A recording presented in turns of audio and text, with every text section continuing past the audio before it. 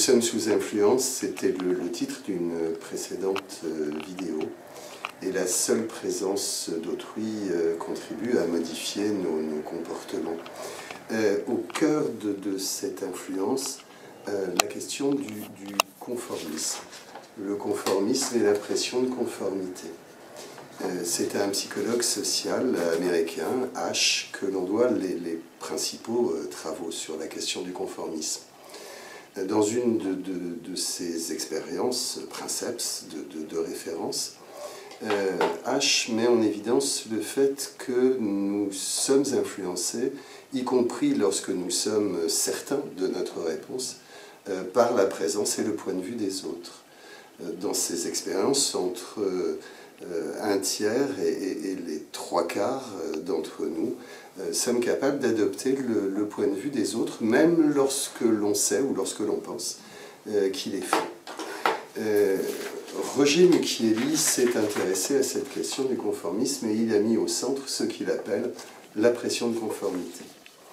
Alors la pression de conformité, il la définit comme l'exigence du groupe vis-à-vis de celui qui y participe, une pression qui tend à unifier les conduites, les opinions, les perceptions, les informations, et qui tend à assimiler les membres entre eux.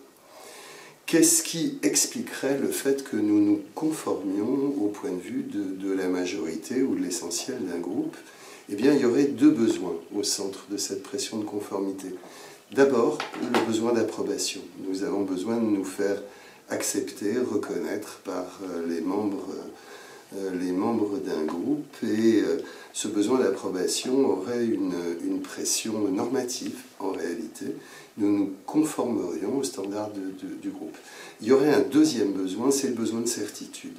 Là aussi, quand il y aurait une pression dite informationnelle, quand nous ne sommes pas certains, quand nous ne sommes pas sûrs d'un point de vue, et que la majorité d'entre nous donne une direction, eh bien, ce besoin de certitude tendrait à nous entraîner à adopter le point de vue des autres.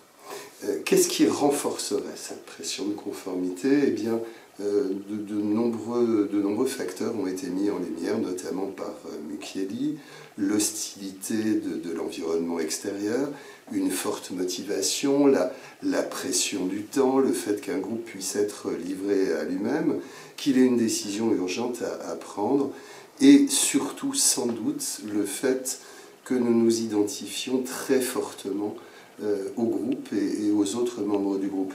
Autrement dit, lorsque le groupe nous indiffère, lorsqu'il n'y aurait pas d'identification au groupe, lorsque ce groupe ne serait pas une référence pour nous, la pression de conformité tendrait à disparaître. A l'inverse, si nous nous identifions fortement au groupe, la pression de conformité fonctionne à plein. Un ou deux autres facteurs ont été mis en évidence, l'âge par exemple. On sait qu'à l'adolescence, qui est un âge où l'opposition ou l'affirmation de soi est très forte, eh bien, contrairement à ce qu'on peut imaginer, la pression de conformité fonctionne assez peu, l'individu affirmant son point de vue. Il y aurait aussi des traits de personnalité, le fait d'être particulièrement assertif, particulièrement affirmé, sûr de soi, jouerait aussi à diminuer ce conformisme, cette pression de conformité. Et on a mis également en lumière depuis le fait que certaines cultures, plus que d'autres, amènent au conformisme. Les cultures communautaires ou collectivistes entraîneraient une forte conformité, alors que celles qui mettent l'accent sur l'individu, l'individualisme, tendraient à diminuer la pression de conformité. Voilà ce qu'on peut dire en gros sur le sujet. On pourrait conclure en disant échapper au conformisme. Eh bien, on est d'abord dans la prise de conscience de ce phénomène et ensuite sûrement du côté de la confiance en soi, de l'affirmation de soi comme solution face à la pression de conformité.